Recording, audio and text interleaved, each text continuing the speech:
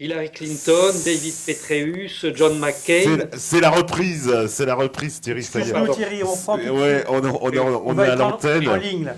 Bah justement, bah écoute, je vais te laisser continuer, mais bon, expliquer un peu aux métanautes qui nous suivent et qui sont, alors là, il faut bien le dire, ultra nombreux. Hein, voilà, ça a pété tous les scores. Hein, autant vous dire que là, on a beaucoup de gens connectés. Bah, merci à vous en tout cas.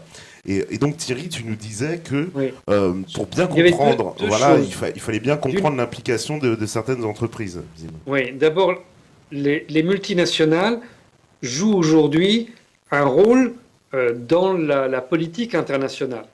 Par exemple, le Qatar, c'est pas un État, c'est un truc minuscule. Il y a personne qui habite au Qatar. C'est un désert, c'est rien. Bon. Mais qu'est-ce qu'il y a au Qatar? Il y a une base des États-Unis et il y a des, euh, un système d'exploitation du gaz qui a été installé là par les Rockefeller il y a quelques années, c'est tout récent, et qui est exploité par ExxonMobil. Donc aujourd'hui, peut-être que le Qatar a une politique, mais franchement, tout le monde s'en fout, c'est rien le Qatar.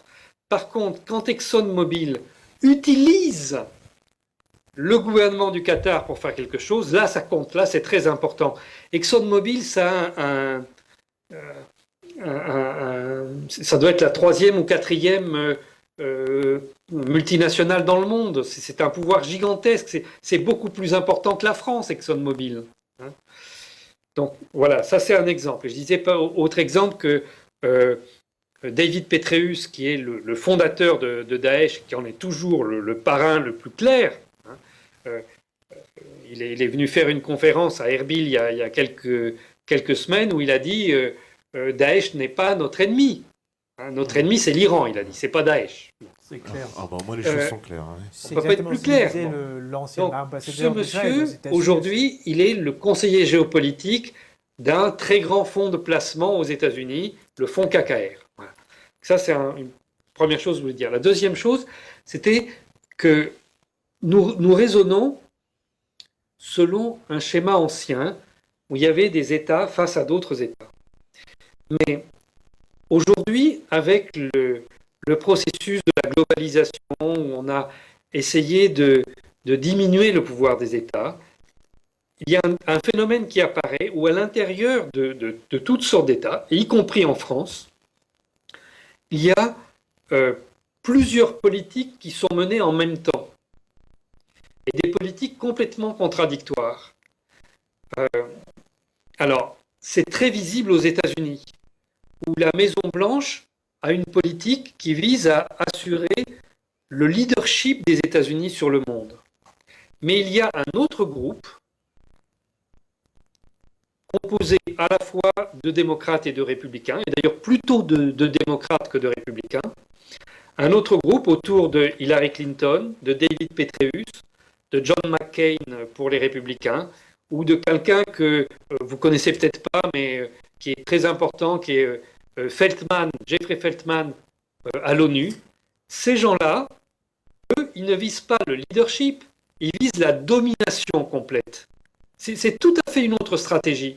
Et donc, ces groupes s'opposent violemment. On l'a vu pendant la guerre de Libye, on le voit là pendant la guerre de Syrie. Et c'est une chose terrible parce que on peut négocier la paix avec la Maison-Blanche, mais la Maison-Blanche n'a pas les moyens de faire la paix. Il y a d'autres groupes qui décident à sa place ce que fait sa propre armée. Pendant un an, le président Obama a dit on crée une coalition internationale pour bombarder Daesh. Mais ils n'ont jamais bombardé Daesh. Ils lui ont largué des armes. Il y a plein de témoignages de ça. Et ça a duré jusqu'à ce qu'il y ait l'accord entre la Maison-Blanche et l'Iran. Et là, tout d'un coup, Obama a essayé de reprendre en main cette coalition. Il a viré le général qui dirigeait cette coalition. Et puis, il a essayé de commencer à faire quelque chose avec les Russes. Mais tout lui échappe des mains. Donc, le monde est en train de changer d'un paradigme où il y avait quelques États très puissants, puis après un seul État super puissant. Et maintenant, il y a plus vraiment de leadership nulle part parce que tout le pouvoir se désagrège partout en même temps. Qu'est-ce que toi tu voulais intervenir, Jean-Loup, justement sur cette affaire? Oui, donc c'est quand Thierry dit que le pouvoir se désagrège partout en même temps, est-ce que tu penses aussi au bloc de l'Organisation de la coopération de Shanghai? Alors, bon, c'est différent là, mais Ouais, mais le même processus, je veux dire. non. D'abord, bon, pour ce qui est de la Chine, il y a un pouvoir très fort parce que les Chinois sont restés vraiment chinois. Et ils sont totalement hermétiques au rêve américain et à toutes ces conneries. Donc, leur gouvernement garde une certaine autorité. Mais pourtant, bon, j'ai eu l'occasion d'aller en Chine ces temps-ci, et les responsables chinois que j'ai vus m'ont dit on ne peut pas vous faire donner de visa par le ministère des Affaires étrangères parce que le ministère des Affaires étrangères, dès qu'on fait quelque chose, les États-Unis sont au courant. Ouais. C'est quand même incroyable. Oui, on assiste aussi en Et Chine. alors, pour ce qui est de la Russie, la Russie est d'abord la Russie, il faut le dire aujourd'hui, parce que personne n'en a conscience en Europe, mais la Russie est la première puissance militaire mondiale. Les États-Unis sont archi dépassés, c'est fini. L'OTAN, ça ne vaut plus rien, puisque la Russie a maintenant une arme qui lui permet de déconnecter les commandes des armes des États-Unis. Ils ont déployé ça ici en Syrie, mais ils l'ont déployé également en Ukraine, en Crimée et à Kaliningrad. Ouais. Non. Entre les États-Unis et la Russie, ben, la Russie pourrait utiliser ses armes, mais les États-Unis auraient beau appuyer sur les boutons, les missiles ne partiraient pas. Voilà, c'est aussi simple que ça. Donc, la Russie est aujourd'hui la première puissance militaire mondiale. Donc ça bouleverse tout, partout. Mais en Russie, alors que le Kremlin a un pouvoir vraiment important, il y a une partie du système qui est tenue par quelques milliardaires, et cette partie du système est beaucoup plus tournée vers l'Occident que vers les intérêts de la Russie. Le président Poutine n'est absolument pas un tsar, un dictateur qui gouverne tout chez lui. Il est au contraire en bataille permanente pour essayer de conserver le pouvoir politique face à des financiers qui veulent le saper. Voilà. Donc, même là-bas, il y a des problèmes, mais ce n'est pas le type de problème qu'il y a en Occident où il y a deux politiques en même temps. Là-bas, c'est le pouvoir politique qui combat contre le pouvoir capitaliste, mais il n'y a qu'une seule politique. Par exemple, l'armée russe, il n'y a qu'un seul chef, ça c'est très clair. Alors que l'armée des États-Unis, vous avez un bataillon qui fait autre chose, et puis vous avez un grand chef ailleurs qui fait quelque chose de complètement contradictoire. Ça, c'est n'importe quoi, cette armée. tu voulais intervenir, Par rapport juste à la Chine, il faudrait dire qu'il y avait deux volets de déstabilisation de la Chine, deux volets qui ont toujours été utilisés par les États-Unis pour déstabiliser la Chine. Oui. Et c'est le mouvement de Dalai Lama au Tibet, qui depuis les années 50, le Dalai Lama était un agent de la CIA. Et il a travaillé pour le CIA pendant des années pour cette lutte, pour créer un État des lamas, effectivement une dictature lamiste, parce que c'est une des pires dictatures de l'histoire de l'humanité. Le Tibet sur la dictature des lamas, c'était affreux. Et ces mouvements d'indépendance du Tibet, ça a toujours été un mouvement terroriste. Hein. Il y a toujours eu des attentats terroristes et maintenant des kamikazes. On a beaucoup de kamikazes. On voit la presse occidentale parler de ces kamikazes comme des martyrs. On utilise le langage du terrorisme pour le justifier. Et l'autre, bien évidemment, c'est les Ouïghours. C'est les Ouïghours, Le congrès mondial des Ouïghours, c'est à Washington. Donc, bien évidemment, il y a des Ouïghours en Syrie. Oui, Thierry nous le oui, disait l'année c'est un dernière énorme déjà, problème depuis aussi. longtemps, mais- Ça crée des problèmes avec la Turquie surtout, parce que les Turcs ont beaucoup d'influence dans le Xinjiang, parce que c'est appelé le Turkménistan, le Turkestan de l'Est. Et ces deux, ils font les guerres un peu ils font de sous-traitance de terreur en Asie centrale. S'il y a un autre élément un autre élément complexe dans cette affaire, c'est le rôle de la Turquie en Asie centrale, avec le soutien de ces groupes turcophones, etc. Donc je pense que je suis d'accord avec ce que Thierry Messon a dit par rapport à l'État chinois. Je pense qu'il y a l'État chinois est suffisamment fort pour pouvoir mater les révoltes terroristes des Ouïghours et le mouvement au Tibet, parce qu'ils sont plus nombreux. Donc, je pense que là, c'est vraiment l'avantage. On a essayé la révolution colorée aussi, bien évidemment, en Hong Kong, il y a 2 ans. Oui, Donc, ça- mais en fait, même pendant le printemps arabe, ce qui est intéressant, c'est qu'à l'époque, l'ambassadeur américain était filmé par quelques activistes, quelques internautes dans les rues. Je m'en souviens plus le nom de la ville. C'est une ville en Chine, en tout cas, où les Américains ont essayé de rassembler les gens pour poursuivre le printemps arabe, quoi. Donc c'était assez pathétique de voir l'ambassadeur était là entouré de gens, mais il n'y avait pas trop de gens. On regardait des images diffusées sur peut-être une autre chaîne, peut-être une chaîne américaine, sur le printemps arabe et tout ça. Et on avait l'ambassadeur parmi la foule. Mais je pense que la puissance militaire de la Chine, ce n'est pas à sous-estimer, et c'est une certitude que maintenant les Russes c'est la première puissance mondiale. Et tous les autres États du monde maintenant veulent acheter des armes russes. Récemment, ils ont signé des contrats énormes avec le Brésil, par exemple.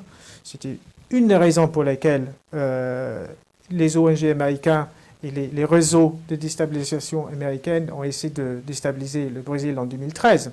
On avait Havas, on avait tout ces... Donc, c'est parce qu'il y a un rapprochement, bien évidemment, entre le renseignement brésilien et Moscou. Donc ça se passe un peu partout, parce que quand ils vendent des armes qui sont moins chères, qui sont de meilleure qualité, et même des États clients en Afrique, on a vu récemment Museveni d'Ouganda, qui était mis en place par les États-Unis pour servir les intérêts des États-Unis. Maintenant, c'est quelqu'un qui se rapproche beaucoup plus des Russes. Il a dit récemment, il a été décoré par l'État russe, il a dit récemment, bon là, il faut que les Russes interviennent plus en Afrique, c'est-à-dire pour contrecarrer l'Africom. Et lui, il est aussi en train de faire beaucoup de travail pour les Chinois en Somalie. C'est-à-dire, là, vous avez en Somalie le Chebab, et bon, avec des liens très très étroits avec le CIA et le Mossad. Et maintenant, tu as une armée ougandaise très forte, très puissante, qui voit que, en fait, finalement, la région de l'Afrique de l'Est ne va pas arriver à sortir de la misère si il ne signe pas de contrat avec les entreprises chinoises. C'est-à-dire que chaque fois quand on remplace un dictateur en Afrique, on n'arrive jamais en fait à affaiblir la Chine.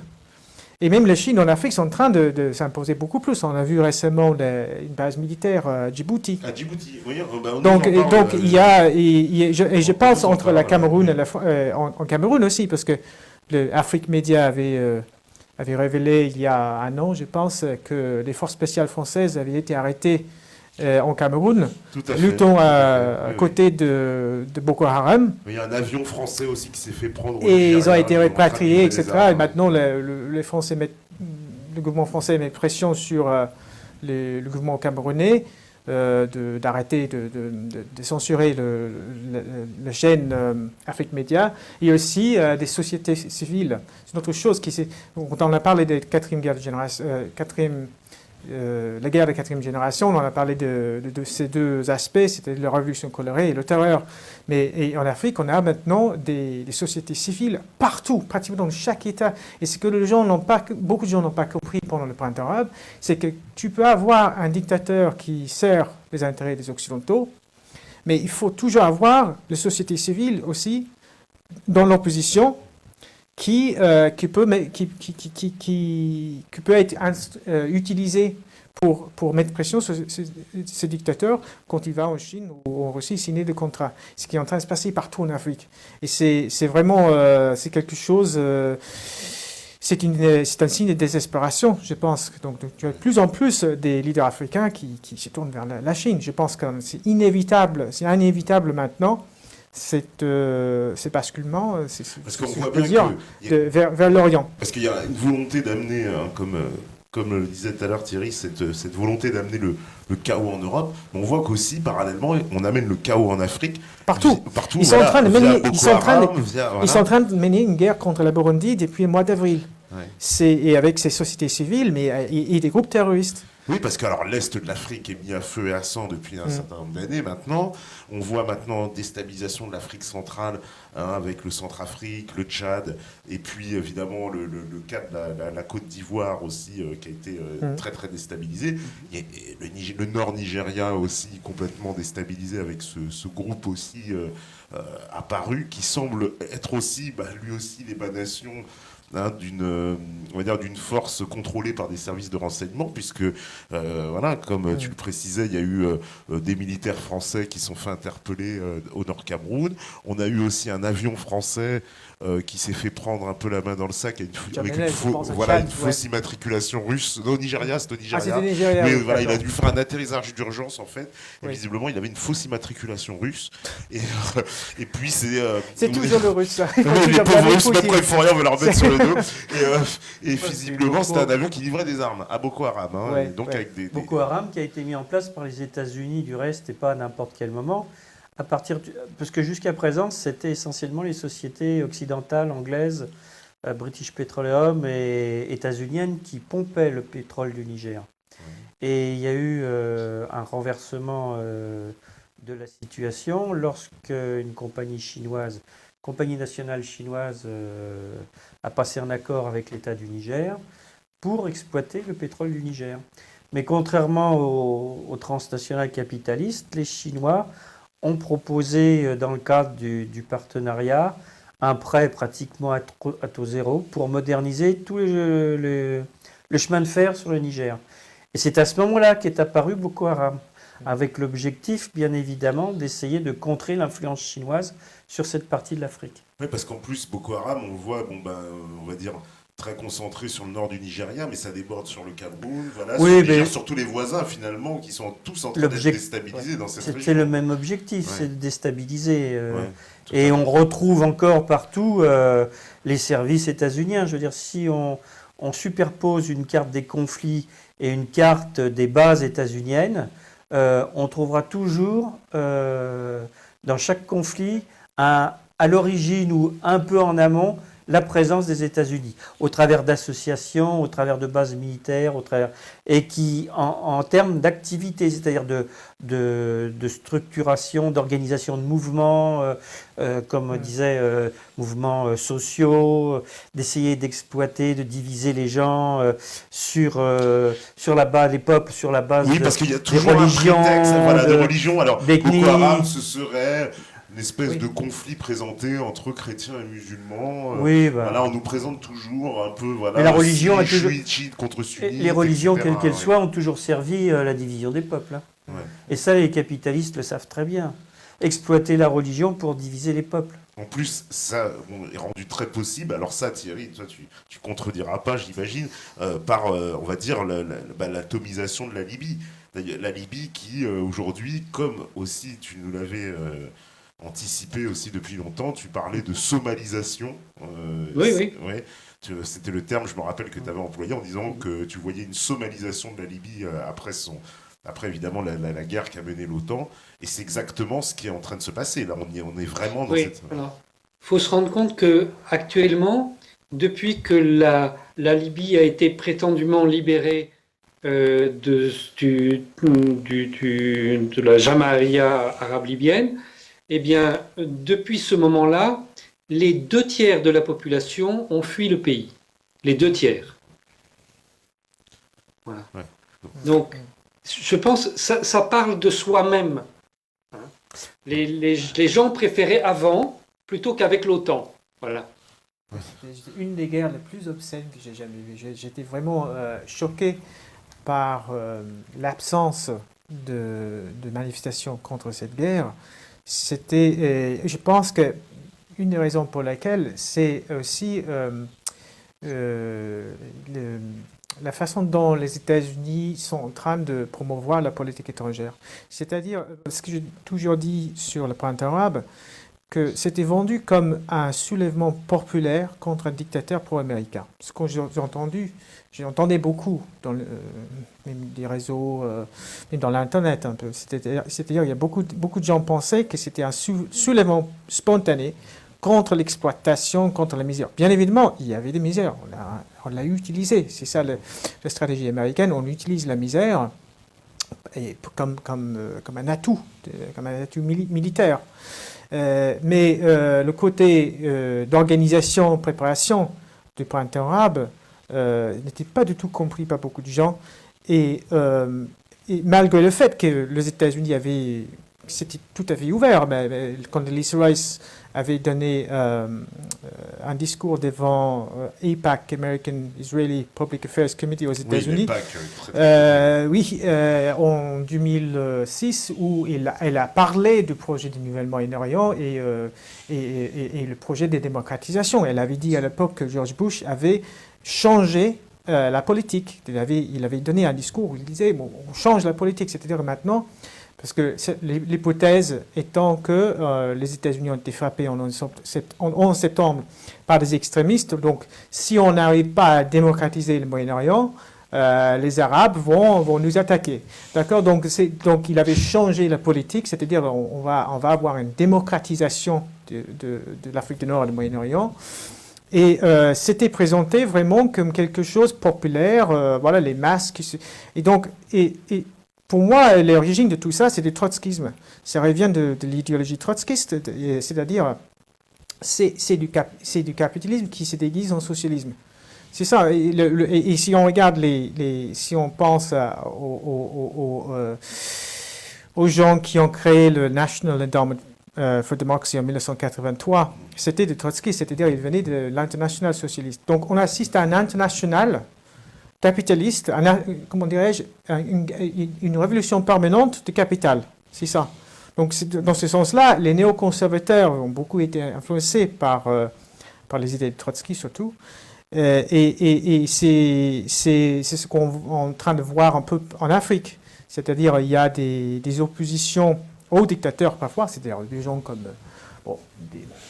des clients, des Occidentaux, comme dans beaucoup de pays.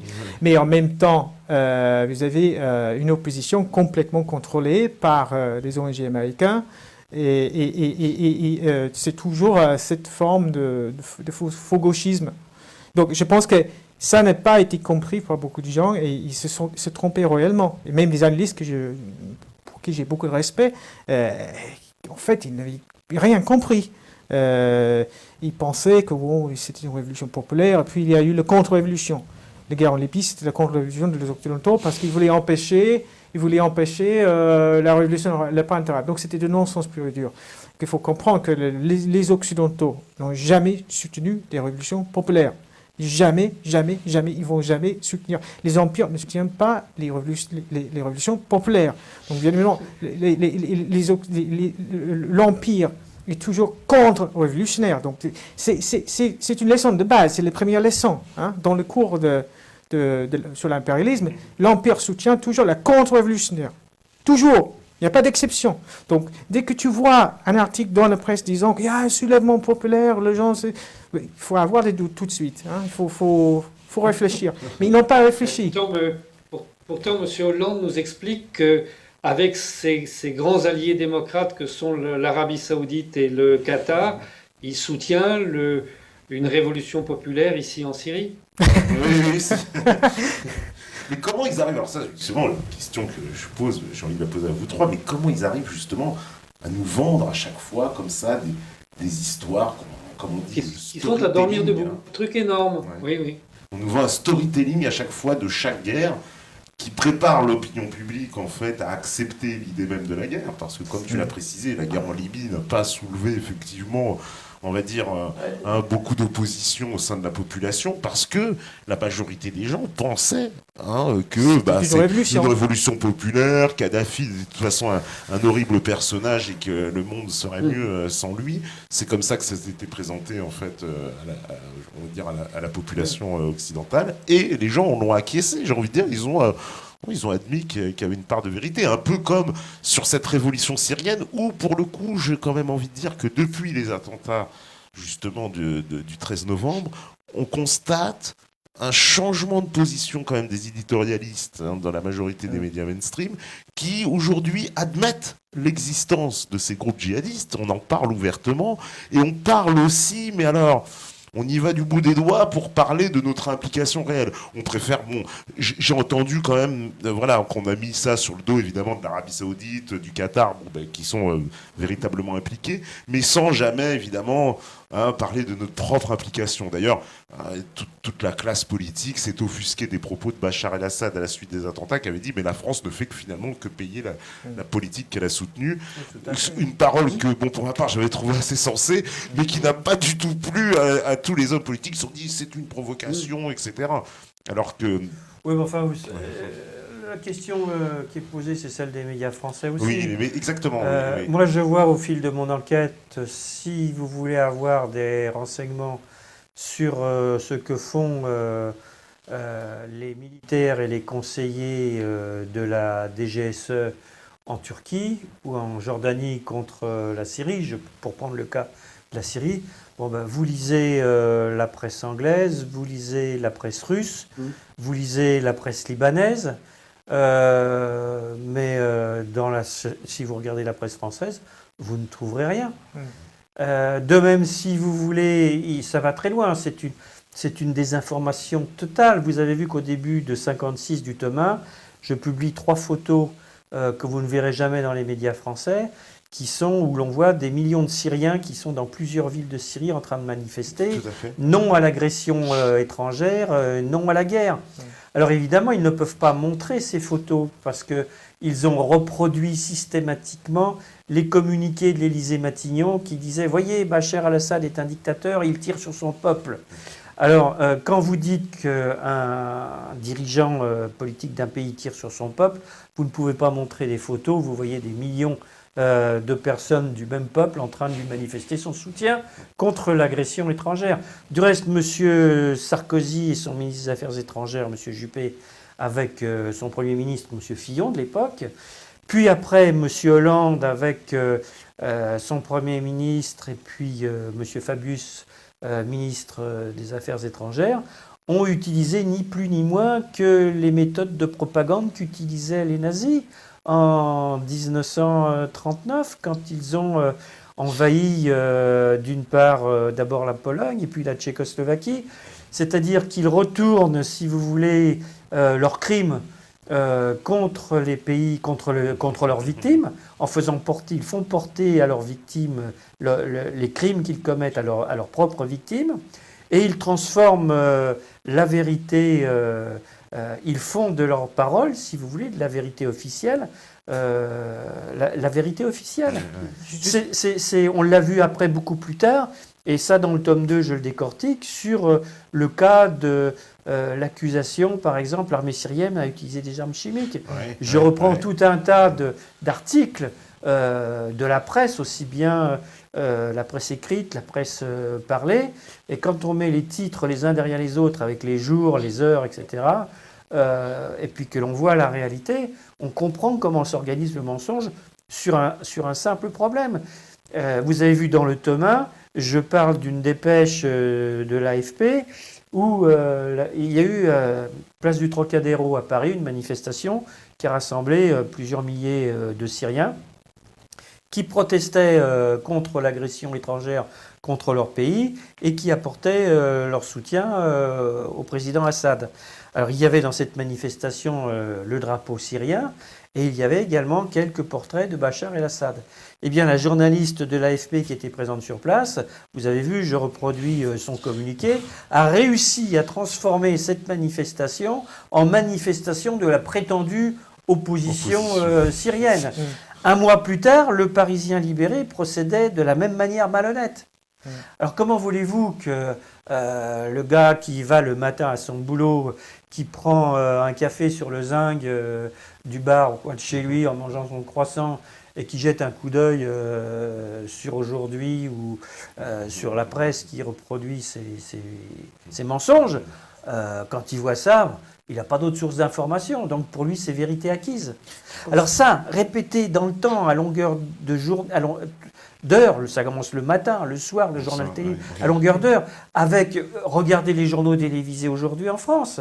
Ce sont des bulletins de santé du Premier ministre et du Président de la République. Il ne se passe pas un journal télévisé sans qu'on vous parle ou sans que l'on donne la parole à un membre du gouvernement ou au Président de la République, au Premier ministre. Je pense juste un petit point sur comment on est arrivé là, dans une situation où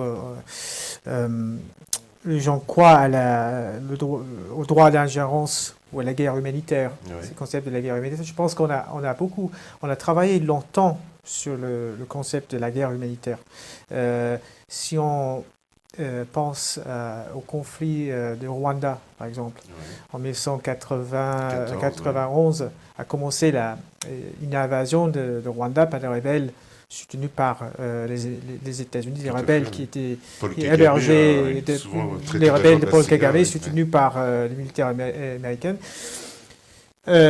qui ont détruit le pays, etc., et blâmé tout à l'autre côté. C'est-à-dire le Hutu étaient des gens qui étaient blâmés pour le conflit. Mais ce que je voulais dire, c'est que dans ces conflits, on a sacralisé ces conflits dans les médias. C'est-à-dire que le problème Rwanda, il ne faut pas que ça reproduise. On ne parle plus jamais ça. Donc il y a cette idéologie, bien évidemment, ça vient des réseaux de gens comme Bernard Lévy, et tout ça. Plus jamais ça. Et on a vu la même chose en Yougoslavie. Donc, je pense qu'on et c'était le Rwanda qui était l'origine, en fait, de la doctrine de la responsabilité de protéger. C'était Kofi Annan qui travaillait sur ce dossier.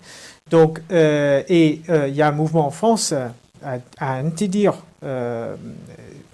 toute enquête de Rwanda, de ce qui se passait en Rwanda. Donc, on a vu comme les médias ont traité Charles Onana n'a jamais été invité à la télévision française. Le plus grand expert de Rwanda n'a jamais été invité à la télévision. Il est traité comme on l'appelle négationniste. Pierre Péan aussi a été appelé négationniste par Libération. Donc, on travaille beaucoup sur. Il y a toute une guerre psychologique sur les guerres du passé. Et je pense que c'est une des raisons pour lesquelles les gens ont vraiment peur. Et c'est très bien réussi, en fait. Chaque fois, il ne faut pas que ce soit un autre Rwanda. Donc, il faut faire quelque chose. Et bon, il faut comprendre ce qui est en train de se passer tout le temps. Tout le temps, c'est toujours une guerre de procuration. C'est toujours des rebelles. L'Empire adore les rebelles, mais déteste les révolutionnaires. C'est la différence. Un rebelle, c'est quelqu'un comme Franco. Franco était un rebelle. C'est une rébellion en Espagne contre la République. Et moi, j'entends, combien de temps j'ai entendu à la radio ou j'ai vu à la télévision les gens comparant la guerre en Syrie avec la guerre en Espagne. Et là, et après, c'était mutatis mutandis. C'est-à-dire que là, il faut dire que bon, c'est un peu différent. C'est-à-dire que il faut changer le rôle, mais quand même, c'est comme en Espagne. C'est n'importe quoi. En Europe, en fait, on a plus d'intellectuels à l'université. On n'a que des crétins qui enseignent, qui donnent des cours et qui ne comprennent rien de l'histoire. C'est manque de connaissances historiques parmi les journalistes. Parmi les journalistes arrivent dans les pays, je l'ai vu quand j'ai regardé les guerres en Libye, des journalistes de Sky News. Il y avait un crétin qui parlait avec moi, c'était n'importe quoi. C'était vraiment, je me suis dit, cet homme-là, il ne sait pas où il est. Il ne sait pas ce qui se passe, il n'est rien du tout. Et c'est ce type de personnes qu'on envoie dans ces conflits. c'est assez jeune, pas expérimenté, et pas du tout formé. Mais bon, il y a un bourrage de crâne, en tout cas dans les écoles de journalisme. Et c'est ça aussi, donc les gens ne sont pas du tout capables de réfléchir. Et ici, on arrive. Quand j'étais en Syrie en 2011, je suis arrivé un mois après le début du conflit. Et on peut arriver dans un pays. Et si on parle qu'avec les gens qui n'aiment pas Bachar al-Assad, on peut partir pensant que oui, c'est vrai ce que le média raconte. Quand j'étais dans un hôtel, j'étais à l'hôtel de Damas, j'ai regardé le BBC. Juste pour te dire aussi qu'il n'y avait pas de censure de médias. J'étais sur Facebook, on était un peu, je lisais Le Monde, il n'y avait pas. Alors qu'en France, c'était difficile d'avoir l'information sur la Syrie. Mais on pourrait, si on parle avec des gens qui sont opposés à Assad, j'ai parlé avec pas mal de jeunes qui étaient proches de frères musulmans, qui soutenaient les frères musulmans et qui regardaient que les médias des occidentaux. Il y a le BBC, Al Jazeera surtout, et qui était très très influencé par tout ça. Mais on pourrait partir du pays avec les mêmes impressions que, c'est-à-dire, oui, Bachar al-Assad, c'est parce qu'il y a son portrait partout, et voilà, donc c'est une dictature. Donc, c'est-à-dire que si on n'a pas les connaissances du contexte du conflit et les connaissances historiques, les journalistes, ils arrivent, ils sont accompagnés par tout un réseau de renseignements pour leur protection, etc. Et ils projettent leurs propres préjugés à leur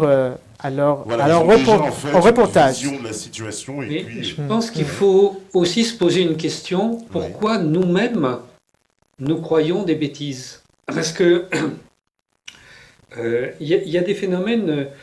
on dit toujours que c'est la faute des journalistes qui répètent des âneries et qui nous bourrent le crâne.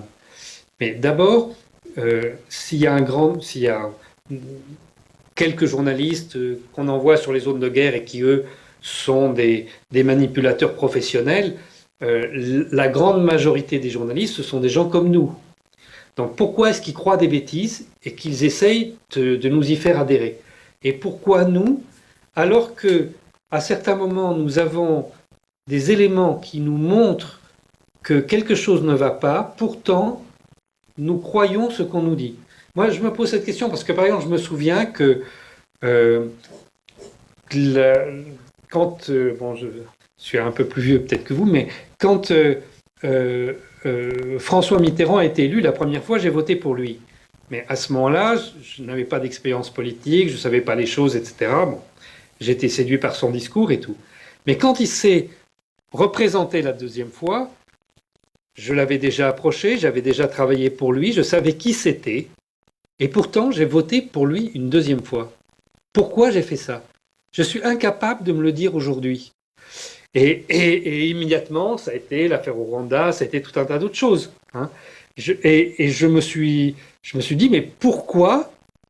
Qu'est-ce qui fait que, alors que je savais qui était cet homme, je connaissais son passé, son rôle à Vichy, etc., même si le public ne le connaissait pas, mais moi je connaissais tout ça, pourquoi j'ai voté pour lui?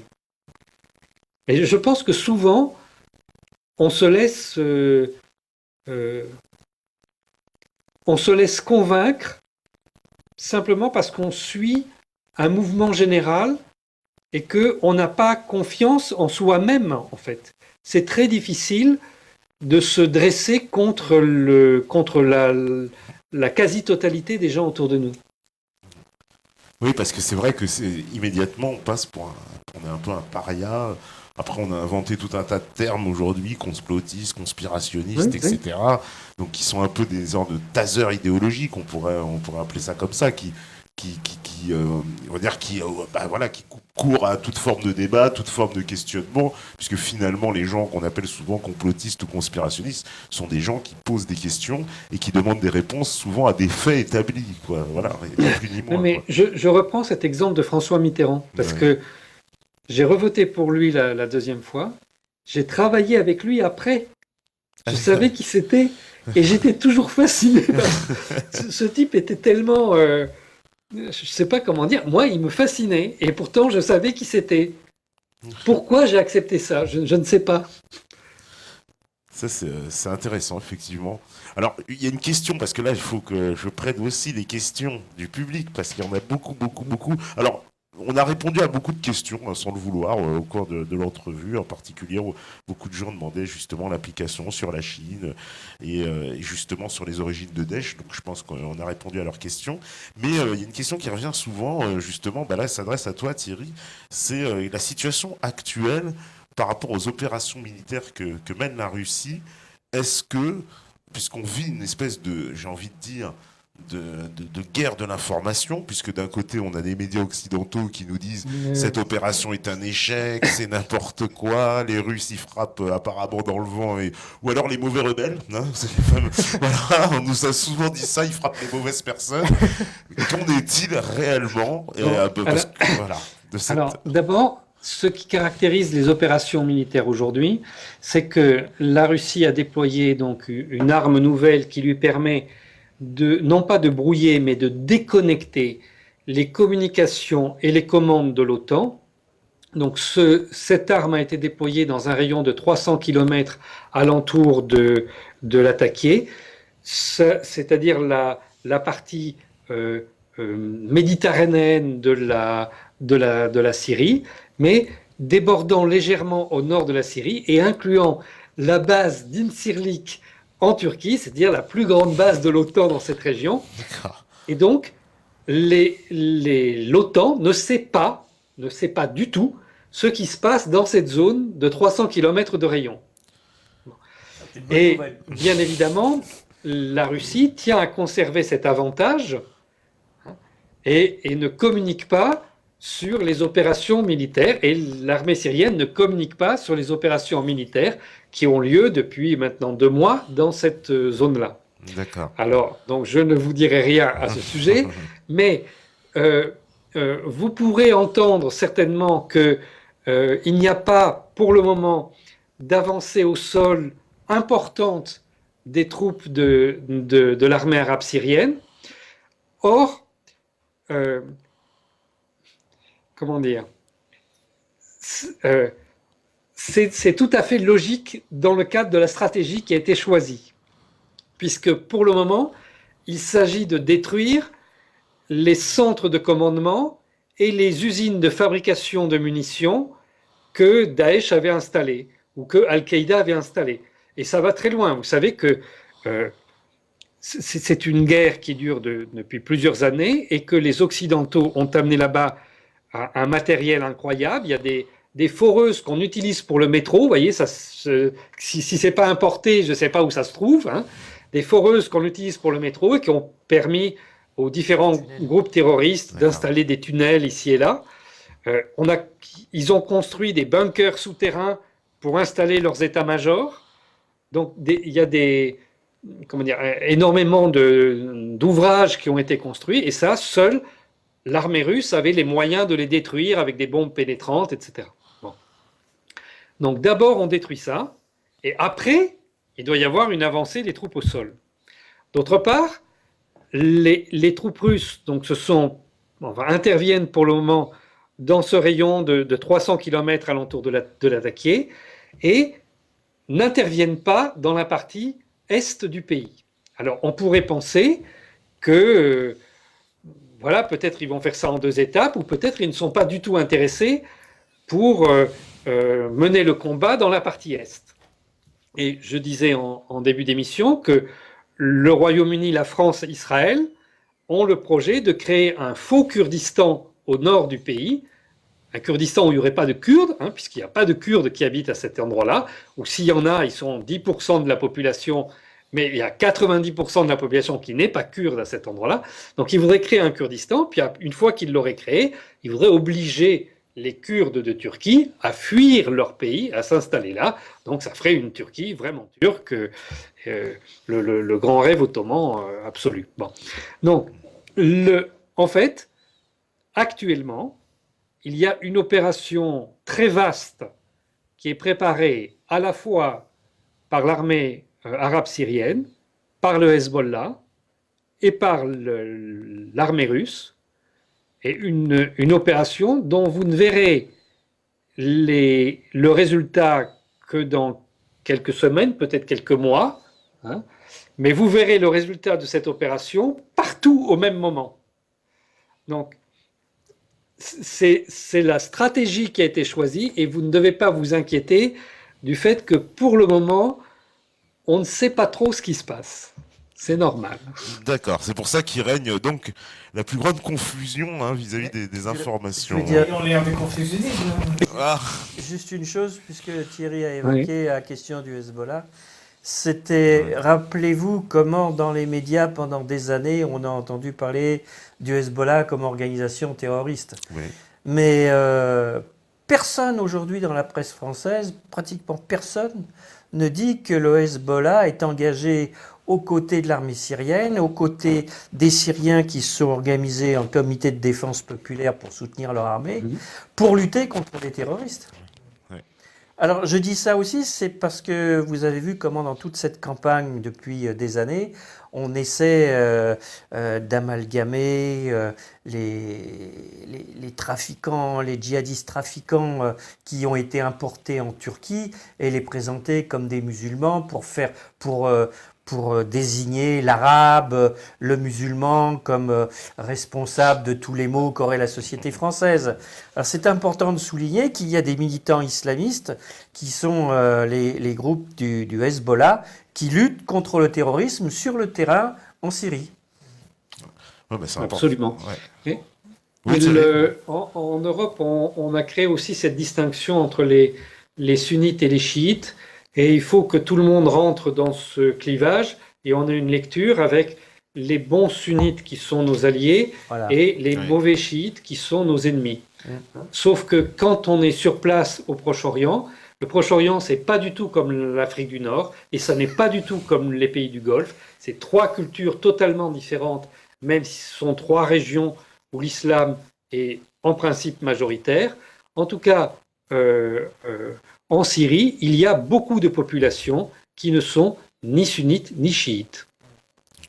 Et c'est ça qu'on veut détruire visiblement, qu'on veut. Ah, c'est clair que ceux-là n'ont pas de place. Ils doivent être éliminés en priorité, de manière à ce qu'il y ait ce conflit entre les deux, deux grandes factions d'islam, on va dire. Ouais, deux principales courants d'islam. Oui. On est en train de détruire des États qui sont véritablement des modèles. La Syrie, c'est un modèle de la tolérance. C'est un modèle d'un équilibre confessionnel. La Libye aussi, bien évidemment. Donc on est en train de détruire des pays qui ont vraiment réussi à s'affirmer, des pays post-coloniaux qui vivant dans une région extrêmement difficile qui est le Moyen-Orient. La Syrie a réussi à s'affirmer comme État-nation avec toutes les complexités qu'il y avait. On ne comprend pas, beaucoup de gens ne comprennent pas, c'est que dans un pays comme ça où il y a beaucoup de clans, beaucoup de tribus et beaucoup de potentialités de déstabilisation par ses voisins et par les Occidentaux, etc., si on arrive à avoir un leader fort qui fait ses preuves, comme Hafez al-Assad l'a fait pendant des années, les gens ont tendance à vouloir avoir les continuations de ces pouvoirs. Et c'est la raison pour laquelle les Assad en Syrie, ils ont réussi à gagner la confiance du peuple. Et dans cette situation, on comprend mal parce que nous, en Occident, on ne comprend pas ce qui c'est un leader populaire.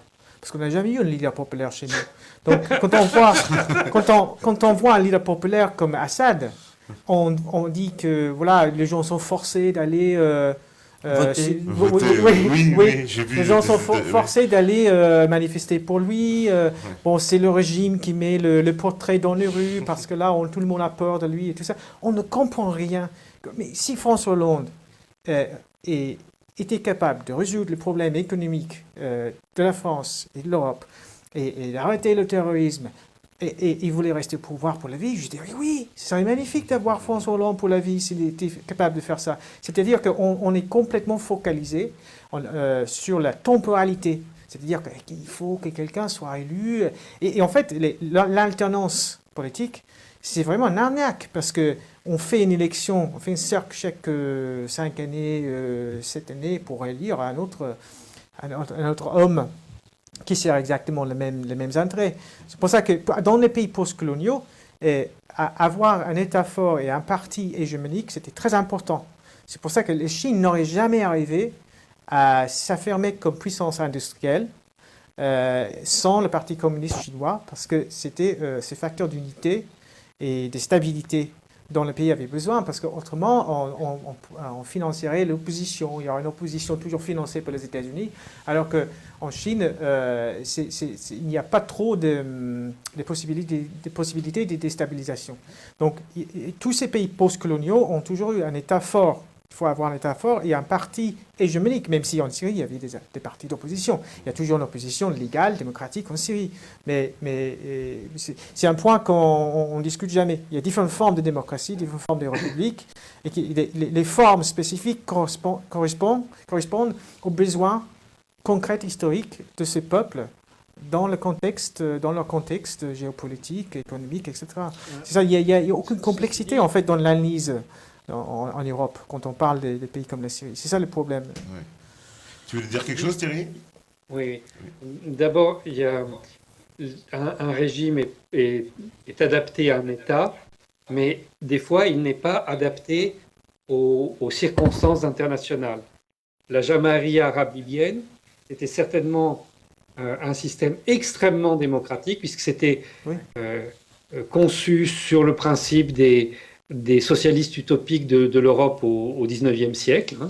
Mais lorsque la Jamaïria arabe libyenne s'est trouvée face à l'OTAN, eh bien, elle n'avait pas les moyens de se défendre, parce que c'était un système trop décentralisé et tout ça.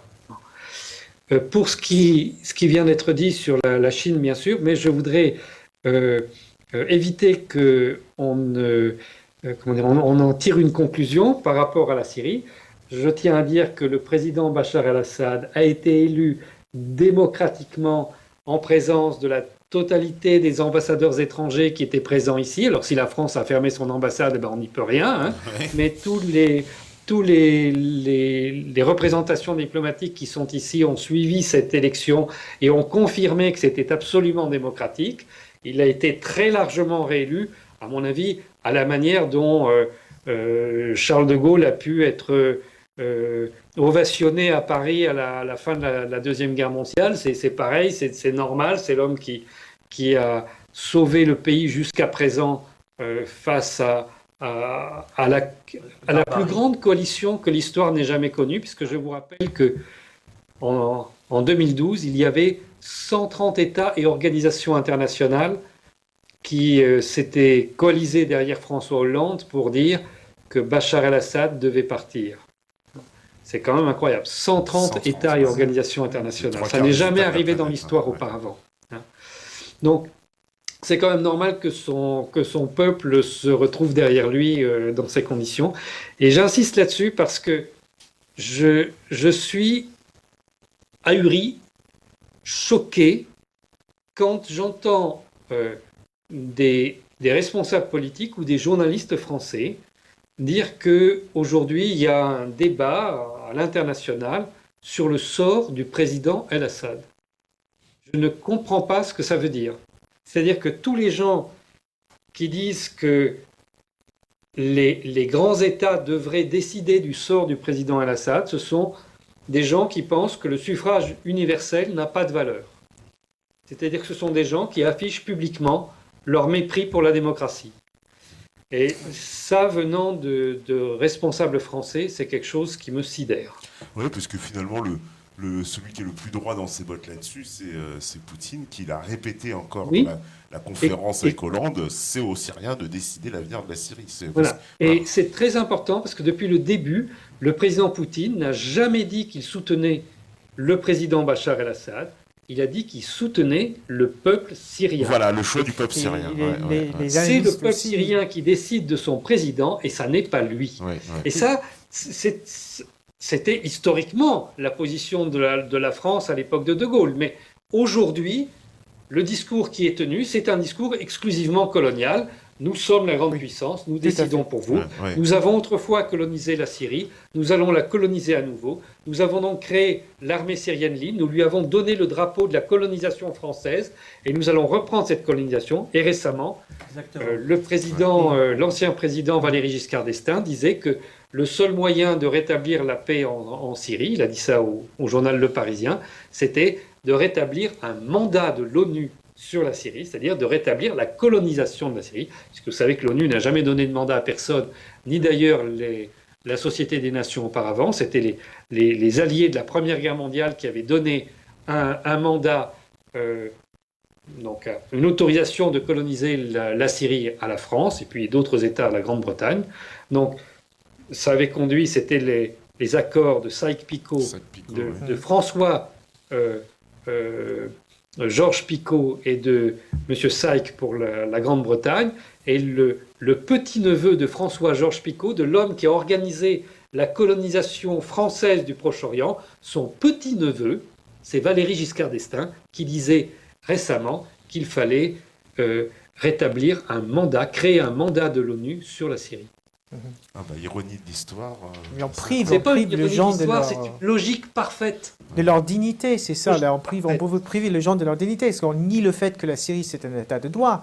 Ouais. Combien de fois j'ai entendu que la Syrie n'est pas un état de droit? C'est un état de droit. Il y a des juges, il y a des avocats, il y a des politiciens élus. Ça a toujours été un état de droit. C'est le grand succès de la République syrienne. C'est ce qu'ils ont construit un état de droit. C'est un pays qui a réussi.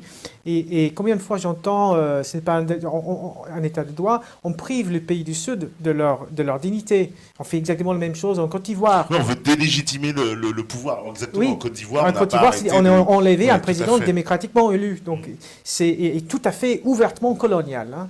On avait un consensus médiatique absolu sur tout Oui, ça. Gbagbo c'était pire qu'Hitler, hein, visiblement. Oui. Ouais, du reste, il y a quand même un point qui mérite d'être souligné, c'est que je disais tout à l'heure que les médias français, aucun média français n'a parlé des réformes qui ont été entamées sous la présidence de Bachar el-Assad et qui sont poursuivies, y compris, qui se poursuivent toujours du reste, y compris pendant la guerre, des réformes structurelles même qui sont importantes, et de la nouvelle constitution. La nouvelle constitution, c'est pas quelque chose qui a été décidé comme le sont décidées en France les réformes constitutionnelles par des juges porteurs d'hermine avec le Conseil constitutionnel et quelques notables qui se choisissent entre eux. La constitution syrienne a été débattue malgré la guerre dans tout le pays, dans les universités, dans les campagnes, dans les usines, partout où c'était possible. Il y a eu des rencontres avec des spécialistes de la Constitution, des lois, avec des partis politiques. Il y a 10 partis politiques qui siègent au Parlement, à l'Assemblée du peuple à Damas. Donc, et cette nouvelle Constitution, du reste, il est intéressant de souligner que par certains aspects, elle est beaucoup plus démocratique que la Constitution française, puisque je vais prendre deux articles de loi de cette Constitution. Un qui dit déjà que le mandat des députés est de 4 ans, et un autre article qui, lui, à mon avis, est très important et qui fait que les parlementaires français qui tenaient ces propos, et les dirigeants politiques et les journalistes qui tiennent ce propos feraient bien de se renseigner avant de parler, c'est que il y a un article de la nouvelle Constitution qui prévoit que pour 40%, les députés doivent représenter à l'Assemblée du peuple la classe ouvrière, c'est-à-dire les ouvriers, les paysans, tous ceux qui participent à la transformation directe de la matière première, et pour 50% intellectuels, professions libérales, fonctionnaires. Alors quand on voit ce qui est fabuleux, alors comment ça va rentrer dans la vie, ça va mettre du temps, il faut que la paix revienne, il faut que ça s'installe, mais il y a la volonté politique de faire une démocratie authentique, tout en respectant les principes de l'islam, qui est également présent dans cette constitution. Dans le tome 2, du reste, j'interviewe une députée de l'Assemblée du peuple, et je lui pose cette question sur la présence de l'islam dans la constitution. Mais cela pour dire que quand on voit la composition du Parlement français, et que l'on regarde les professions, la composition sociologique, la composition socio-professionnelle des députés, mais il n'y a plus un député qui représente la classe ouvrière, il n'y a plus un député qui représente le monde paysan. C'est-à-dire que les forces vives, quand vous avez enlevé les forces vives de la nation, sont complètement absentes du Parlement.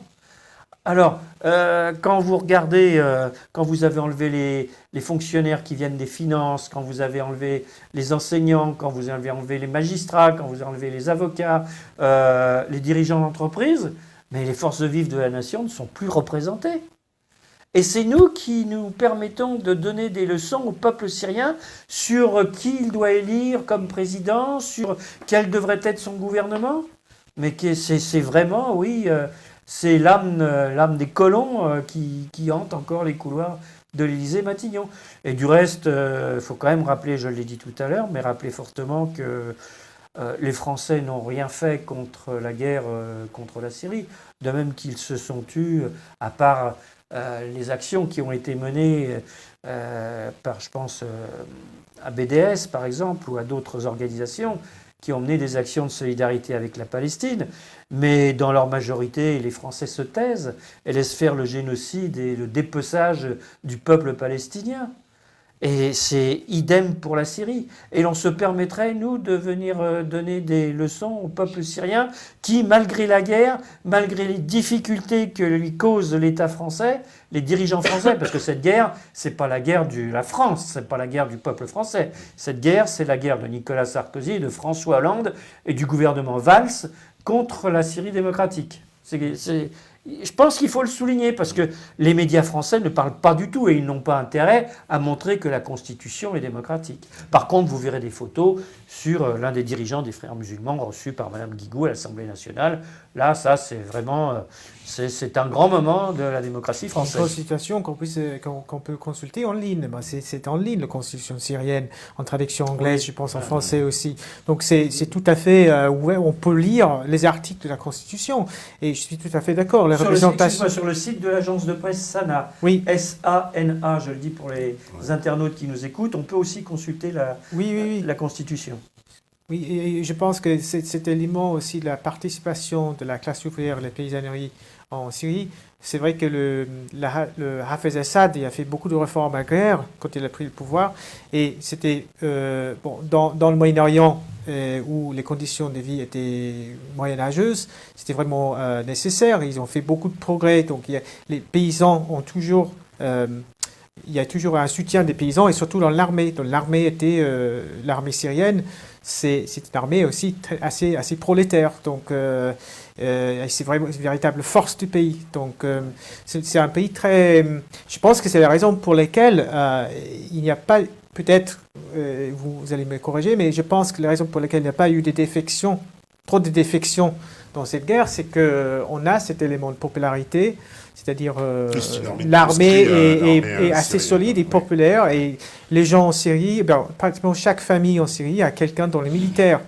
Donc quand on voit le mensonge obscène diffusé par les médias occidentaux sur la Syrie, c'est vraiment n'importe quoi. Il y a des soldats, pratiquement de chaque famille. Il y a des familles où il y a deux, trois garçons, et même les filles dans l'armée. Aussi, il faut parler de droits de femmes, parce que quand on parle de droits de femmes, en Syrie, les femmes, ils ont tous les droits, et même si je dirais que les femmes sont mieux respectées en Syrie. Au plan juridique, les femmes ont eu l'égalité juridique bien avant les Français. Oui, mais c'est sûr. Oui. Ils sont mieux respectés en Syrie aussi, parce qu'on a un respect pour... et on voit la diversité, c'est-à-dire des femmes non voilées. Il y a des femmes non voilées, il y a des femmes qui peuvent se voiler s'ils veulent aussi. Donc, tout ça, c'est... C'est pas pour rien que la Syrie a le surnom de cœur de paix du Moyen-Orient. Oui, ouais. Et je voulais te demander, toi justement, qui a une bonne connaissance aussi du monde anglo-saxon, est-ce que dans le monde anglo-saxon, j'imagine qu'il est soumis à la même propagande, à peu de choses près que ce qu'on vit en France, mais est-ce qu'il y a une plus grande liberté de parole? Est-ce qu'il y a aussi plus de conscience de la situation? Parce que moi, quand j'entends les dirigeants américains qui s'expriment souvent sur la Syrie, ils sont quand même...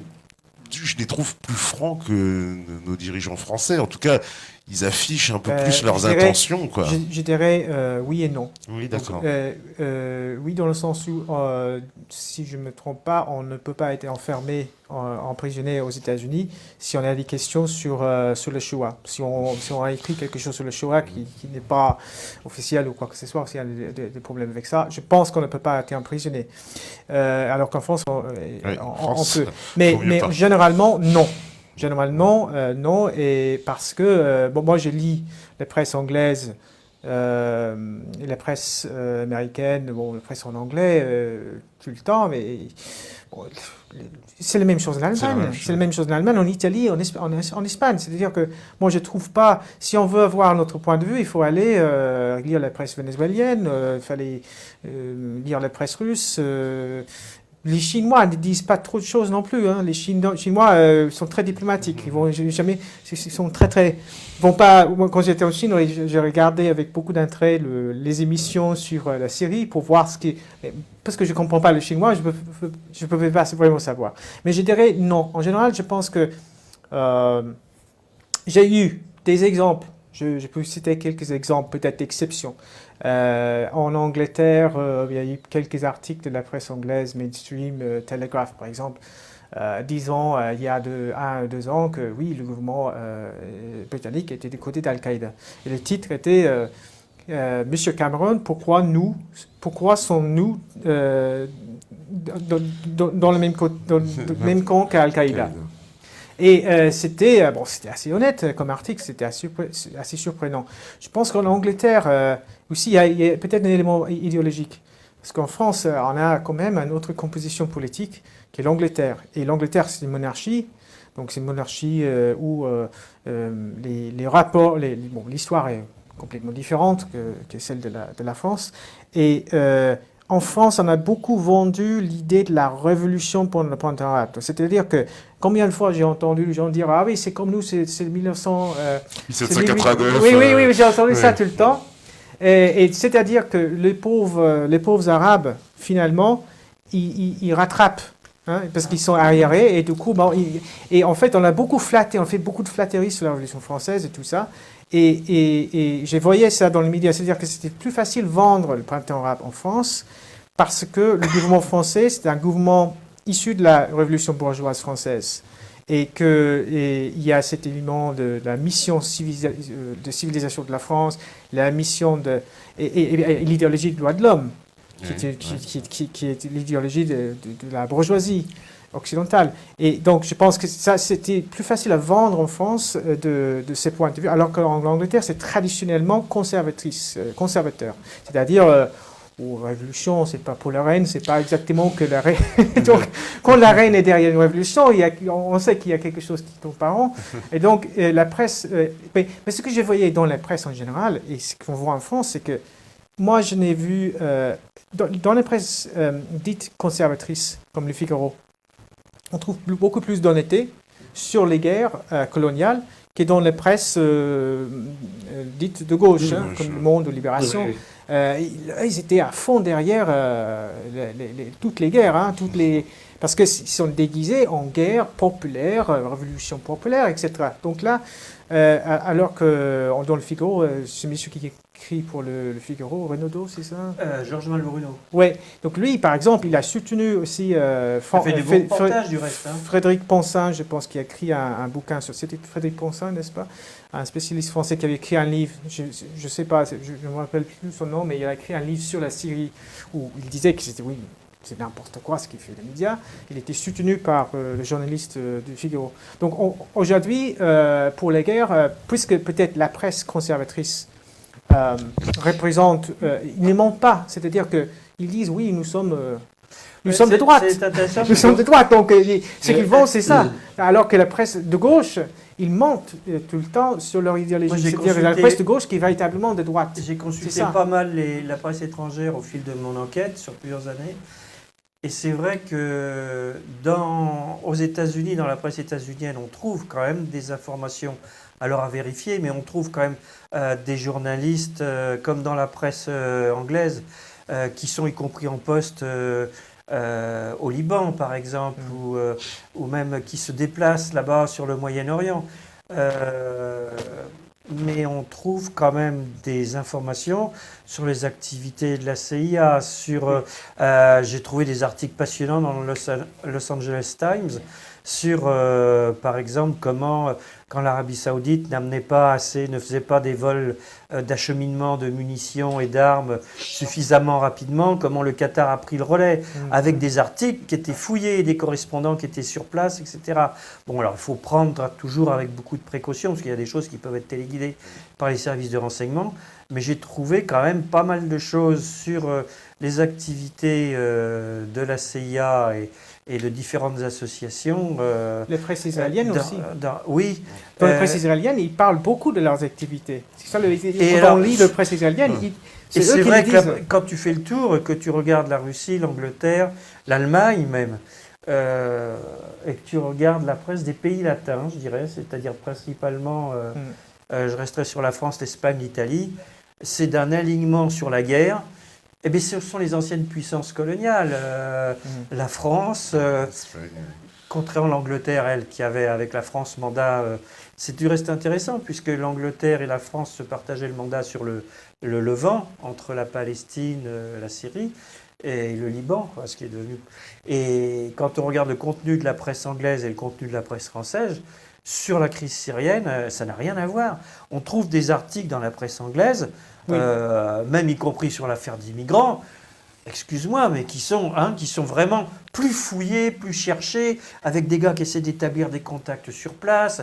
Ici, les mecs, ils écrivent des communiqués. Je ne peux pas vous raconter là, tout, parce qu'on n'a pas le temps, mais des trucs que j'ai vus dans les médias français, je veux dire, c'est lamentable. Il n'y a pas de curiosité, il n'y a pas... Alors c'est vrai que les gars sont pris toujours par le temps. Alors l'excuse, c'est de dire, ah oui, mais l'information va très vite, etc. Bon, ben, dans ce cas-là, on change de métier, puis on va travailler dans les caisses de retraite. Je veux dire, au bout d'un moment... Les lignes éditoriales, c'est toujours pareil quand même. Les Guardian en Angleterre, même s'ils ont publié pas mal d'articles. d'articles à voir plus des petits. choses. Oui, des correspondants qui sont sur place. Et les gars arrivent à faire passer des articles qu'ici, tu ne peux pas faire passer. Moi, je ne peux pas tout raconter là, mais la censure que j'ai vécue sur tous les hebdomadaires de la place de Paris, sur un article sur le début de cette enquête, sur les groupes des frères musulmans que je localise en France dans les années 91, 91, 92, 93, c'est là que ça commence, cette enquête, et que je suis après, avec leur société, etc. La censure dont j'ai été victime. J'ai fait le tour de tous les hebdomadaires de la place de Paris pour publier cette enquête, et ça a été une censure totale. Alors là, lâcheté, c'est-à-dire c'est formidable ce papier, on fait 5 pages, et alors après le mec il est en réunion, il est en reportage, il est en vacances, tu n'arrives plus à voir personne, de VSD en passant par au Figaro Magazine, en passant par Paris Match, Le Point, Le Nouvel Observateur, L'Express, etc. Et à l'époque, j'ai publié sur 5 pages, c'est le seul journal qui a publié l'enquête sur des réseaux intégristes dans l'Humanité Dimanche. Mais après avoir fait le tour de tous les hebdomadaires de la place de Paris. Bon, ça, c'est pour donner un exemple. Puis, il y a quelque chose aussi qui pèse sur la désinformation en France. C'est que quand tu regardes la presse en Angleterre, en Allemagne, en Russie, par exemple, pour s'en tenir à ces pays-là, dans ces pays, la presse n'a pratiquement aucune aide de l'État. Elle a ou des aides sporadiques, mais elle n'a aucune aide de l'État. Par contre, tu trouves dans ces pays-là plusieurs titres qui ont plusieurs millions de lecteurs. En France, que ce soit l'Angleterre, que ce soit l'Allemagne, que ce soit la Fédération de Russie, tu as des titres qui tirent à plusieurs millions d'exemplaires. Par contre, quand tu regardes la France, tu as quoi? Tu as des médias qui reçoivent des milliards d'euros d'aide publique directe et indirecte, parce que ça se fait sous différentes formes. Mais par contre, les lecteurs sont en baisse continue. Les journaux perdent leurs lecteurs. Ils sont et le seul maintenant par l'État, n'est-ce pas? C'est une grande différence entre parce que attends, je vais juste dire un truc. C'est l'hommage du vice à la vertu, parce que le seul journal d'information générale qui maintient son nombre de lecteurs et qui progresse en abonnés, c'est le Canard enchaîné. Et c'est le seul journal de la presse d'information générale qui n'a ni publicité, ni subvention, ni aide de l'État. Mais parfois, en fait, les commentaires sur les sites internet, ce que je trouve beaucoup plus intéressant et mieux recherché. Le problème est que pendant les guerres en Libye et les guerres en Syrie, je pense que c'était pendant les guerres en Syrie, j'avais vu que le monde arrêtait de publier des commentaires parce que tout le monde se plaignait. Tout le monde disait c'est n'importe quoi, qu'est-ce que vous allez nous vendre maintenant? Vous nous pensez pour des chrétiens, etc. Donc ils arrêtaient de publier des commentaires. Donc ils publiaient leur Observatoire syrien des droits de l'homme, tout ça qui est du non-sens pur et dur, qui a démontré combien de fois que l'Observatoire syrien des droits de l'homme n'existe pas, qui est le Foreign Office d'Angleterre. Continuaient de publier leurs petits reportages et ils devaient supprimer les commentaires. On est arrivé à ces stades-là où, en fait, les commentaires sont beaucoup plus intéressants que les articles et mieux informés et recherchés. Du reste, je veux dire, par exemple, on trouve des fois dans le Canard enchaîné des informations importantes sur l'agression contre la Syrie dont la presse n'a pratiquement pas parlé. Il y a eu en juillet 2012 une tentative de coup d'État qui a été préparée à Tunis par une rencontre avec plusieurs services secrets occidentaux avec les frères musulmans. C'était leur deuxième tentative de coup d'État après celle de 2011, qui visait à faire une série d'attentats qui ont eu lieu le 18 juillet 2012 à Damas pour décapiter, pensait-il, l'essentiel de l'appareil d'État. Ils ont fait rentrer dans le même temps des milliers de combattants djihadistes par la Turquie et par la Jordanie, jusque dans les faubourgs de Damas, et ils pensaient ainsi prendre le pouvoir. Mais le seul journal qui a rapporté, en France, je parle, qui a rapporté ces faits, qui a décrit le complot Barbouzard contre Bachar el-Assad, c'est le Canard enchaîné, et qui a expliqué où avait eu lieu la réunion à Tunis, comment ça s'était passé, etc. Mais ailleurs, vous ne trouverez nulle part, dans la presse écrite française, vous ne trouverez nulle part l'évocation de cette tentative de coup d'État. Alors on a parlé d'un attentat à Damas, etc. Du reste, si j'ai encore, je veux donner une petite précision, c'est qu'il y a un représentant, au moment où il y a eu ce coup d'État le 18 juillet 2012 à Damas, il y a un représentant du Conseil national syrien qui se présente tantôt dans les médias comme représentant du Conseil national syrien en France, tantôt comme représentant de l'armée syrienne libre, qui s'appelle Fahd al-Masri. Et Fahd al-Masri, je vais citer quand même son propos quand il y a eu le coup d'État, le 18 juillet 2012, où plusieurs hauts responsables syriens ont été assassinés, d'autres, ça a fait de nombreuses victimes. Monsieur Fahd al-Masri, dans les médias français, a été interviewé. Il a déclaré que cet attentat était, je cite, une opération de qualité menée de l'intérieur de la salle de réunion de l'immeuble de la sécurité nationale, et d'ajouter que l'opération de ce mercredi est la première d'une série qui sera perpétrée dans les jours qui viennent dans toutes les villes de Syrie.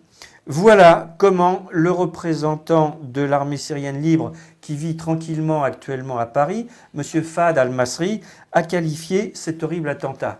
Alors, il y a une question qu'il faut poser au président de la République, à M. Hollande, à son ministre des Affaires étrangères, M. Fabius, et puis aussi au ministre de l'Intérieur, M. Bernard Cazeneuve. Est-ce qu'il considère que l'attentat qui a eu lieu à Paris le 13 novembre dernier, qui a fait 130 morts et de nombreuses victimes, attentat qui a été commis par des individus de la même mouvance idéologique que celle que représente M. Fahd al-Masri, s'agit-il, messieurs, d'une opération de qualité ? Bonne question. J'avais vu, moi, justement, parlant des commentaires, beaucoup de gens qui disaient s'ils font du bon boulot là-bas, peut-être qu'ils ont fait du bon boulot ici.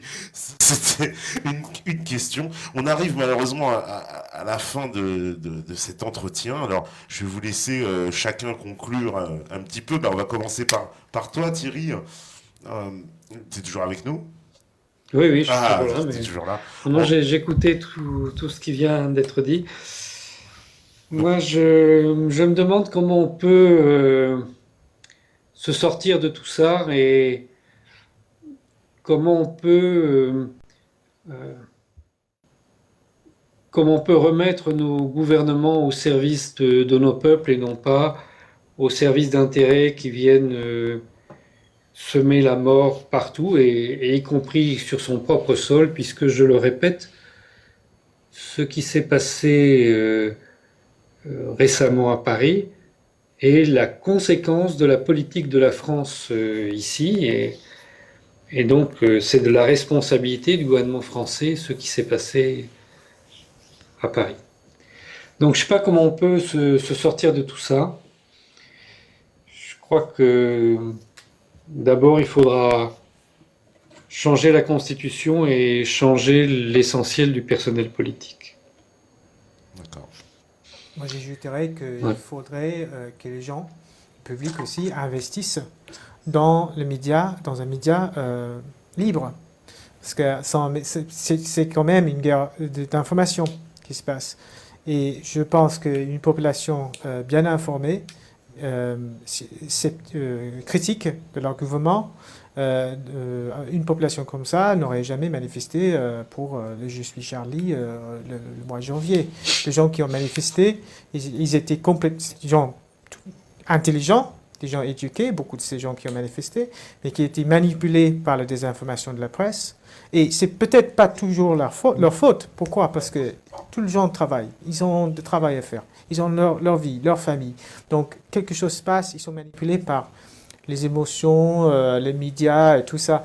Donc, mais ces gens-là, généralement, moi je trouve que s'il y a suffisamment de presse libre, c'est-à-dire la presse financée par le public directement, donations, des comités de surveillance du peuple, comme ici par exemple, c'est une presse populaire. Voilà. Donc si on arrivait à multiplier tout ça, et avoir les fonds pour le faire, parce que c'est pour les médias alternatifs, bon, il n'y a pas trop d'argent. Donc les gens, il faudrait acheter des studios, il faudrait...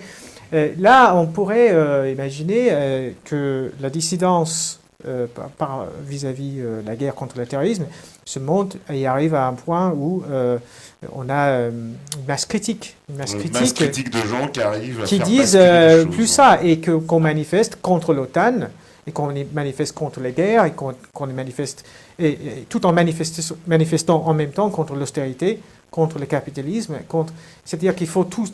En fait, en France, on a tous ces... Et en Europe en général, on a évoqué le sujet, je pense, avant, on manipule les gens tout le temps. Donc pendant la guerre en Libye, la guerre en Syrie, comme tu as dit, on ne manifestait pas contre les guerres. Mais on a manifesté pour le mariage homosexuel ou contre, pour ou contre. C'était n'importe quoi. On était pratiquement dans une troisième guerre mondiale. Et là, on manifeste pour ce genre de choses. C'est-à-dire qu'on chrétienise la population, en fait, avec ces faux débats. Et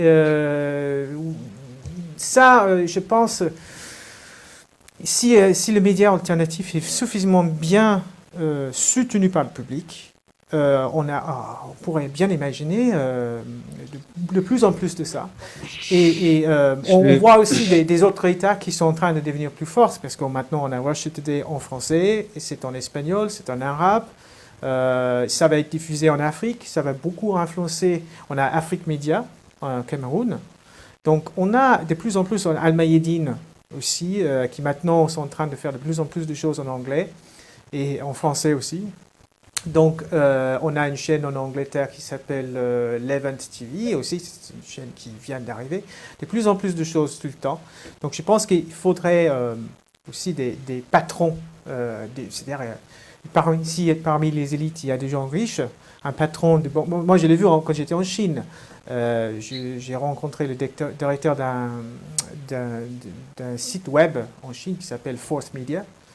Et là, en fait, c'est financé par un millionnaire chinois qui était dégoûté par les désinformations sur la Chine avant les Olympiques, quand on a manipulé le conflit avec Tibet.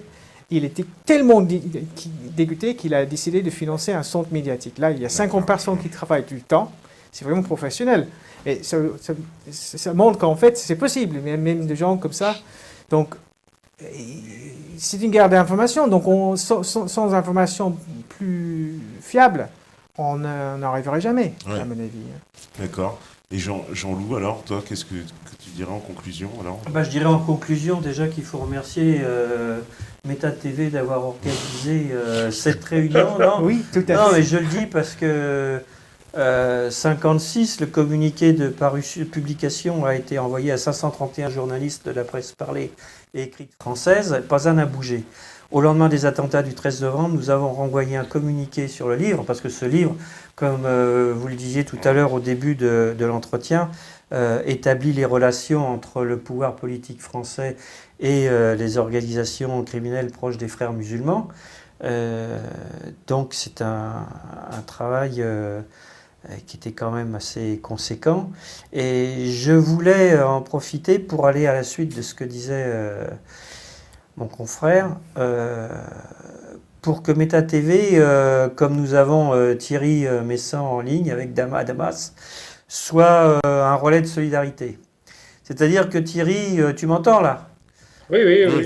Voilà Thierry, je voulais te dire qu'en hommage aux 37 journalistes syriens qui ont été assassinés par des groupes de la prétendue opposition syrienne entre 2011 et 2014, journalistes auxquels mon travail est dédié, avec ma maison d'édition, la société IS Édition et moi-même, nous avons décidé de donner les droits de reproduction, droits d'auteur, etc., à une maison d'édition syrienne pour qu'ils puissent avoir le livre 56 qui démonte la partie, comment les frères musulmans ont procédé en Occident ici et qui explique aussi qui sont vraiment ces personnages. Et nous sommes donc à la recherche d'un éditeur en Syrie à qui nous céderions les droits. Et si tu peux être notre intermédiaire et notre ambassadeur, eh bien écoute, la balle est dans ton camp. Alors je peux être l'intermédiaire, mais en ce moment, il est assez difficile d'imprimer des livres ici parce qu'il y a très peu de papier et pratiquement impossible de diffuser vraiment des livres ici pour le moment. Voilà. Donc, c'est ça que l'essentiel se fait par Internet, mais le problème, c'est d'abord de traduire ton ouvrage en arabe. D'accord. Et sinon, le livre existe en version numérique, donc le mieux serait par Internet. Oui, absolument. Okay. Là, ça serait très facile. Bon, alors je vais voir avec mes traducteurs syriens. D'accord. Bon, en tout cas, moi, je vous dis un grand merci à tous les trois d'avoir participé à cette émission spéciale. Je pense que le public aussi, lui, se réjouit de cette initiative. Et pour preuve, c'est le succès incontestable du nombre de spectateurs qui a presque doublé par rapport à nos chiffres habituels. Donc, ce qui prouve que les gens portent le plus grand intérêt pour cette affaire et pour aussi entendre une autre analyse des choses que cette pensée unique médiatique qui nous est servie à longueur de temps et pour lesquelles, je pense, beaucoup d'entre vous commencent à en avoir un petit peu assez et envie d'entendre peut-être une autre version des choses. En tout cas, merci. Donc merci Gerhard Coleman, merci Jean-Louis Ambert, merci Thierry Messant. Je vous donne rendez-vous en tout cas pour ce qui est des Métanotes demain pour une autre émission avec aussi d'autres invités pour cette semaine spéciale attentat sur Méta TV. Grand merci évidemment à la régie qui était au taquet encore ce soir. Grand merci à tous les métanotes connectés. Je ne pourrais pas tous vous citer comme d'habitude, mais en tout cas merci à vous puisque vous étiez très nombreux, y compris sur le chat, inhabituellement très nombreux. Merci évidemment aux modérateurs, je vous oublie pas, et je vous dis à demain. Et vous savez très bien la maxime de l'émission, si vous écoutez ce message, c'est que vous êtes la résistance. Merci, ciao. Bonsoir.